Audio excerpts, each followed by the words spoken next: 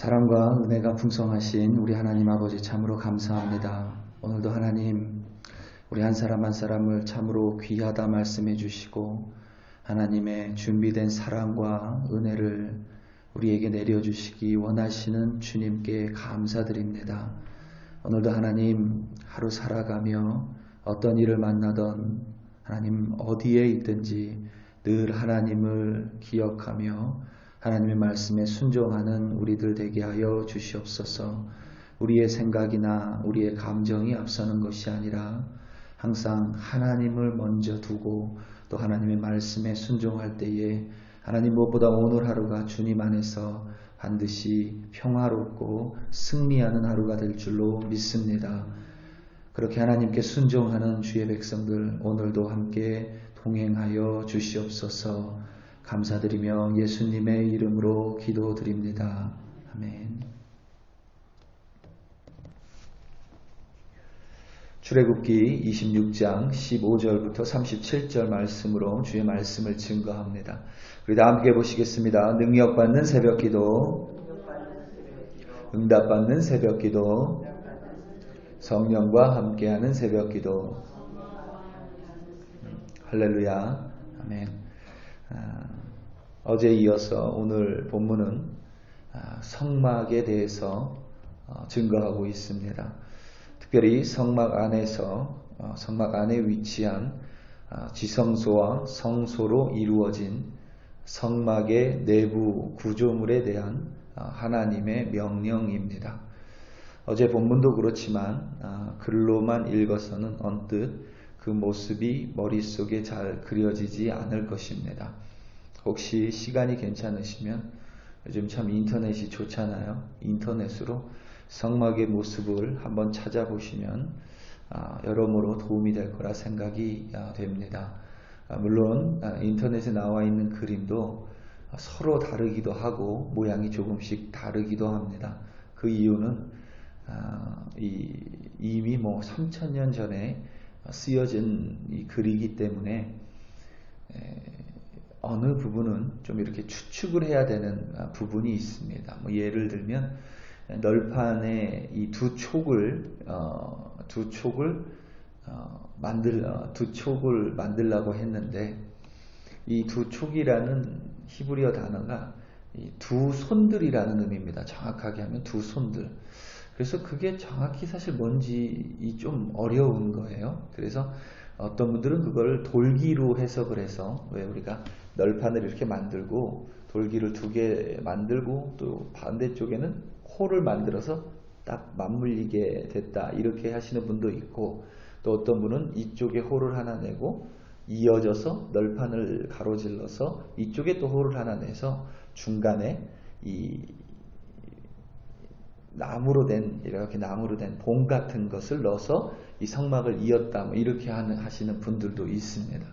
그래서 좀 헷갈리긴 하지만 그래도 아마 찾아보시면 좀 도움이 될 거라 생각이 듭니다. 어제는 성막 덮개 부분을 우리가 이야기했었습니다. 4개의 덮개로 되어 있었고 오늘은 내부인데 지성소와 성소로 우리가 잘 알듯이 나누어져 있습니다. 성소와 지성소 사이는 4개의 기둥이 있고 그 기둥 위에서부터 아래로 휘장이 늘어져 있는데 그 휘장은 청색, 자색, 홍색 실과 가늘게 꼰 배실로 만들어졌고 그러니까 제 생각에는 비단 같은 어떤 그런 모습이지 않을까 싶어요. 혹은 우리가 이 팔레스타인이고 이 중동 이렇게 생각을 해보면 어떤 그 캐시미르 같은 좀 그런 카페트 같은 어떤 그런 걸로 되어 있을 수도 있지 않나 이런 생각을 한번 해봅니다. 그 위에는 그룹들 천사들이 정교하게 수놓아져 있습니다. 그리고 지성소 안에는 증거궤와 그 증거궤를 덮고 있는 속죄소 이런 우리가 언약궤라고 하기도 하고 법궤라고 하는 것이 지성소 안에 있습니다. 지성소가 이제 가장 서쪽에 있고 동쪽으로 나오면서 바로 옆에 성소가 있고 이 성소 안에는 분향단, 그리고 진설병상, 그리고 등잔대가 놓여져 있습니다. 지성소에서 성소를 지나서 동쪽으로 나오면 이제 성막의 입구가 마련되어 있고, 성막의 출입구에는 5개의 기둥이 있으며, 그 5개의 기둥으로부터 그룹들이 수놓아지지 않은 휘장이 이 성막 출입구를 이렇게 막고 있습니다.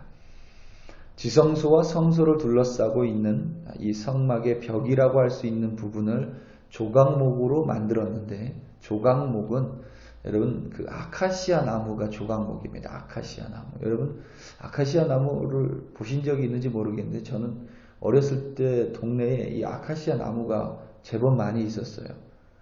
그 아카시아 나무는 굉장히 큽니다. 이 아름드리 큰 나무예요. 아무튼 그 아카시아 나무로 널판을 만들었습니다. 널판을. 총 널판을 남쪽에 20개, 북쪽에 20개. 그러니까 널판을 만들어서 이렇게 조립식으로 붙였다, 이렇게 생각하시면 됩니다. 널판 하나의 길이는 10규빗, 그러니까 4.5m 정도 됩니다. 그러니까 제 키의 한 2배 반 정도 이 높이가. 그리고 넓이는 1.5규빗이니까 68cm. 그러니까 뭐 제 생각에는 제 요 정도가 됐을 것 같아요. 너비는. 그렇게 제 2배 길이, 그리고 제 너비 정도 해서 이 널판을 20개를 만드는 것입니다. 그래서 이 널판을 쭉 이으면 약 13m, 13.5m 정도가 돼요. 13.5m 정도. 널판에는 2개의 홀이 있어서 앞서 말씀드린 대로 서로 맞물리도록 했고, 이 널판 밖에는 이 고리를 달았어요. 고리를 달아서, 그러니까 널판이 이렇게 붙여 있으면 이 밖에 이렇게 고리를 달아 놓은 거예요. 고리를 왜 달았냐면 이 띠를 띄우기 위해서 다른 겁니다. 우리말 성경에는 띠라고 되어 있어서 조금 헷갈리는데, 이 빗장이라고 생각하시면 돼요. 여러분 빗장, 가끔 우리나라 사극을 보면 빗장을 걸어 잠거라 그러면 이 나무를 가지고 쭉 밀어서 문을 잠가 버리죠. 그런 거예요. 그래서 빗장을 5개 만들어서 한 빗장은 끝에서부터 이 끝에서부터 저 끝까지 빗장이 길이를 만들어서 이 전체가 다 고정이 되도록, 그 다음에는 위에 2개, 밑에 2개, 이렇게 해서 5개의 빗장으로 이 성막 20개를 성막의 벽 20개를 고정시키는 것입니다. 반대쪽도 마찬가지고요. 그리고 이제 서쪽에는 6개의 널판을 다는데, 그 모퉁이는 2개를 답니다. 더 단단하게 하기 위해서. 그래서 총 8개의 널판이 이 서쪽으로 세워지게 됩니다. 이렇게 성막의 외벽을 세우고 나면 그 위에 어제 언급한 4개의 덮개를 씌워서 이 단단한 성막을 만드는 거예요. 이 성막을 만들면서 여러분 가장 중요한 것은 하나님의 말씀대로 그대로 순종하는 것이 가장 중요합니다. 우리도 헷갈리잖아요. 아마 이스라엘 백성도 좀 헷갈리고 모세도 좀 헷갈렸었던 것 같아요. 그러다 보면 우리가 좀, 어떤 사람들은 좀 더 멋지게 만들어보자, 뭐 이렇게 이야기하는 사람이 있을 수 있습니다.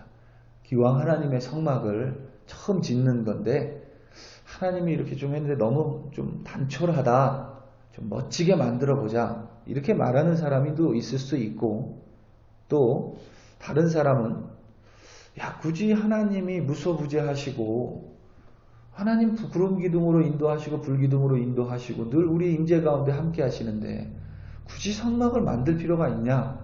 하나님 늘 우리 함께 하시는데 이거 귀찮고. 여러분 생각해 보세요. 진영을 치면 성막을 딱 만들어야 되고, 또 구름 기둥이 움직이면 성막을 후다닥 접어서 또 한 사람씩 짊어지고 가야 된다는 거죠. 좀 귀찮다. 좀 작게 만들자. 제단만 만들자. 아니면 그냥 만들지 말자. 제단도 바로 쌓으면 되는 거 아니냐, 돌로. 이렇게 편한 게 편한 거고, 좀 합리적으로 우리 광야 생활인데 합리적으로 좀 살아보자, 이렇게 말하는 사람도 있었을 수도 있습니다. 물론 그렇게 주장하는 사람들의 말이 악의를 가지고 말한다, 이렇게 생각하고 싶지는 않습니다. 오히려 성막을 더 멋지게 만들면 좋을 것 같고, 성막이 없어도 무소부지하신 하나님, 아무 문제가 없다고 여길 수도 있습니다. 틀린 말은 아닙니다. 그런데 하나님께서 원하시는 것, 하나님께서 하나님의 백성에게, 이스라엘 백성에게, 또한 우리들에게 원하시는 것은 우리의 생각과 하나님의 생각이 다르다는 것을 우리가 깨닫기 원하십니다. 그리고 하나님은 우리의 생각을 내려놓고 하나님의 생각을 쫓는 주의 백성이 되기 원하십니다. 하나님께서는 이스라엘 백성이 하나님의 뜻에 따라, 그러니까 이스라엘 백성의 생각을 물으신 것이 아니라 이스라엘 백성이 하나님의 뜻에 따라 온전히 순종하는 백성이 되기 원하셨습니다. 그래서 모세에게 단지 성막의 모양에 대해서 설명만 해주신 것이 아니라 실제로 이렇게 지어라, 이렇게 만들어라 하고 성막의 모형을 보여주신 것입니다. 오늘 말씀 30절입니다. 너는 산에서 보인 양식대로 성막을 세울지니라. 아멘. 하나님께서는 성막을 단순히 글로만 설명하는 것이 아니라, 모세에게 말로만 설명해 주신 것이 아니라 실제로 하나님은 하늘의 성막 모형을 모세에게 보여주셨고 그것을 그대로 따라서 순종해서 이스라엘 백성들 가운데 그 성막을 그대로 지으라고 만들라고 명령하신 것입니다. 내 뜻대로 혹은 합리적으로 생각하는 것이 중요한 것이 아니라 하나님의 말씀대로 순종하는 것이 더 중요하다는 의미입니다. 하나님께서는 상한 심령의 제사를 원하신다는 것도 순종에 대한 동일한 하나님의 말씀이고, 순종이 제사보다 낫고 듣는 것이 순양의 기름보다 낫다고 말씀하신 것도 동일한 맥락입니다. 이 하나님께서는 사울 왕에게 아말렉을 진멸하라고 명령하셨습니다. 아말렉이 이스라엘 백성의 약한 부분을 쳤잖아요. 우리가 주일에 전한 것처럼. 이스라엘이 사사시대를 끝나고 사무엘 마지막 사사시대, 그리고 사울 왕이 이 왕정시대가 도래하면서 하나님께서 사울 왕에게 아말렉을 진멸하라고 명령하셨습니다. 단순히 사람이 아니라 아말렉에 있는 모든 짐승까지 다 전멸시키라고 명령하셨어요. 전쟁이 끝나고 사무엘이 갔는데 양 소리가 들립니다. 동물 소리가 들려요. 사울 왕에게 묻습니다. 왕이여, 하나님이 전멸을 명령하셨는데 이 양들의 소리와 소들의 소리는 무엇입니까? 사울 왕이 그럽니다. 내가 하나님께 제사를 지내기 위해서 좋은 양들과 좋은 소들을 살려두었습니다. 그게 잘못된 것이 뭐가 있죠? 우리의 합리적인 생각으로는 좋은 생각인 것 같아요. 우리의 이성으로는 나쁘지 않습니다. 그런데 하나님께서는 그것을 기뻐하지 않으셨습니다. 하나님의 명령은 전멸을 명령하셨기 때문입니다. 그게 하나님의 말씀이에요. 중요한 것은 사울의 생각이 악한 것이 아니라, 사울의 마음을 우리가 이해하지 못하는 것이 아니라, 얼마든지 선한 뜻이고 좋은 의도였다고 그의 편에 설 수도 있지만 어디까지나 그것은 우리의 생각이고 하나님의 생각이 절대 아니라는 것입니다. 하나님께서는 좋은 소들이 없어서, 좋은 양들이 없어서 흠없는 양으로 우리에게 제사를 지내라고 명령한 것이 아니라, 하나님은 온전히 순종하는 우리를 보기 위해서 흠없는 양으로 제사를 지내라 명령하신 것입니다. 항상 가장 중요한 것은 하나님께서 그렇게 하신 명령이 때로는 우리 생각에 조금 이상한 것 같고 때로는 합리적인 것 같지 않아도 그 하나님의 명령을 순종하는 것이 바로 우리가 사는 길이라는 것입니다. 그것을 깨닫는 것이 가장 중요합니다. 우리나라의 대표적인 가슴 아픈 사건 중에 두 개가 이 성수대교 붕괴와 삼풍백화점 붕괴 사건인데, 이 두 사건의 공통점은 동일합니다. 부실공사예요. 쉽게 말씀드리면 철근 기둥을 10개를 써야 되는데 7개만 쓴 겁니다. 다리에 시멘트를 2포를 갖다 부어야 되는데 예를 들면 거기에 반 포만 갖다 부었어요. 모래를 3분의 1만 넣어야 되는데 모래가 싸니까 모래를 3분의 2를 부어 넣습니다. 자갈을 50kg을 넣어야 된다고 하면 자갈을 10kg만 넣었어요. 비싸니까. 결국 사용 설명서, 디자인, 그 안전수칙, 명령을 따르지 않은 그 성수대교와 삼풍백화점은 사실 무너졌다는 것은 결과이고 그것을 짓기 시작하면서부터 이미 그것은 무너질 수밖에 없었던 것입니다. 우리 사랑하는 성도 여러분, 때로는 하나님의 말씀을 순종하는 것이 어렵습니다. 때로는 갈등 속에 하나님의 말씀보다는 합리적인 것, 내 뜻 혹은 상식을 쫓아갈 때가 있습니다. 하지만 중요한 것은 하나님께서는 어떠한 상황 가운데서도 우리가 순종하는 하나님의 백성으로 살아가기 원하신다는 것입니다. 오늘 하루 살아가시며 온전히 하나님의 말씀에 순종하시고 갈등 가운데 하나님의 말씀을 쫓기로 결단함으로 말미암아 승리하시는 여러분들 되시기를 예수님의 이름으로 축원합니다. 우리 다 함께 기도하시겠습니다. 특별히 이 시간 우리 선교사님들을 위하여 함께 기도하기 원합니다. 인도에 있는 이민우 선교사님 가족, 그리고 캄보디아에 있는 김창호 선교사님 내외분 가족들, 도미니카에 있는 김현철 선교사님 내외분, 그리고 인도네시아의 정킴 선교사님 가족들, 또 여러분이 알고 있는 선교사님들 위해서 기도해 주시고, 또 여러분이 알고 있는 사역자들이 있다면 또 사역자들 위해서 기도해 주시기 바랍니다. 간절히 기도가 필요한 시대입니다. 우리 특별히 주여 한번 부르시고 함께 선교사님들과 또 사역자들 주의 종을 위하여 이 시간 다 함께 주여 한번 부르시고 간절하게 기도합니다. 주여, 할렐루야, 할렐루야, 할렐루야. 하나님 아버지 참으로 감사합니다.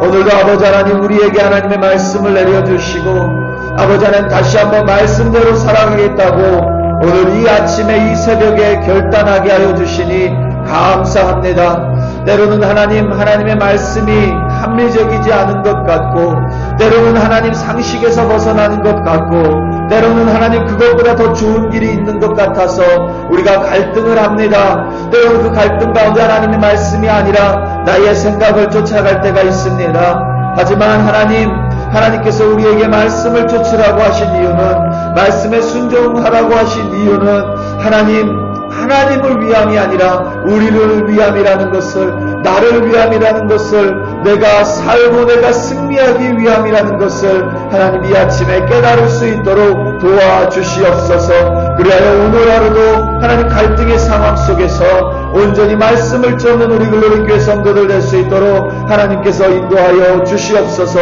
오늘도 하나님 말씀에 순종해 하나님 미션 필드에서 뛰고 있는 우리 선교사님들 기억하여 주시고, 특별히 인도에 있는 힘든 선교사님 가족들 코로나로부터 지켜주시옵소서.